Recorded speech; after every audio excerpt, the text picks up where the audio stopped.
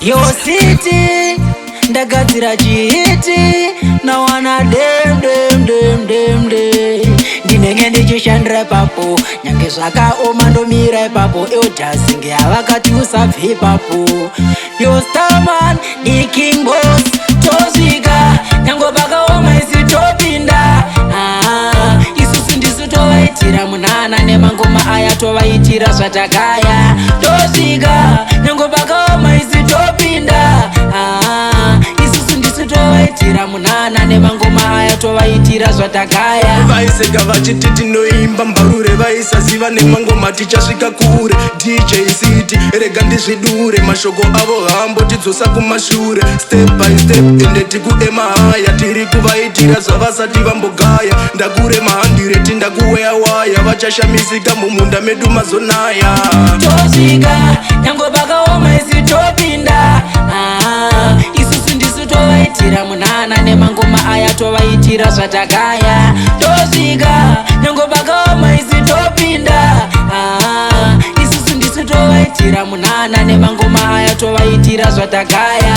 Dai zvaibvira madzikamisa hana nekuti zvamunokwanisa kuita hapana. Bvunza kana vato tiri kuita minana nemangoma tiri kungowachisawo vanana. Frisco yomisi vanotozvigona saka matsagameno gore rino mukapona. Hamuna chamati maona kupera kwaro gore rino muchazotipfekedzawo korona. Tosvika nyange pakaoma isi topinda.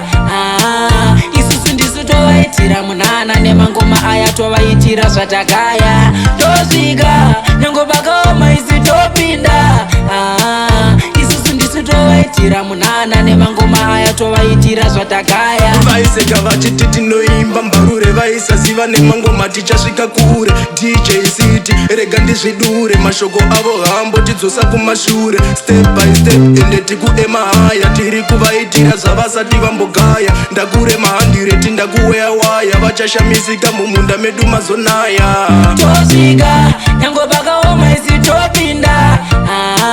Isusu ndisu tovaitira munana nemangoma aya tovaitira zvatakaya tosvika nyange pakaoma isi topinda. Isusu ndisu tovaitira munana nemangoma aya tovaitira zvatakaya. Yo city ndagadzira chihiti nawana dem ndinenge ndichishandira ipapo nyange zvakaoma ndomira ipapo eudhazinge havakati usabve ipapo. Yo starman ndi king boss tosvika nyange pakaoma isi topinda. Isusu ndisu tovaitira munana nemangoma aya tovaitira zvatakaya tosvika nyange pakaoma isi topinda. Isusu ndisu tovaitira munana nemangoma aya tovaitira zvatakaya.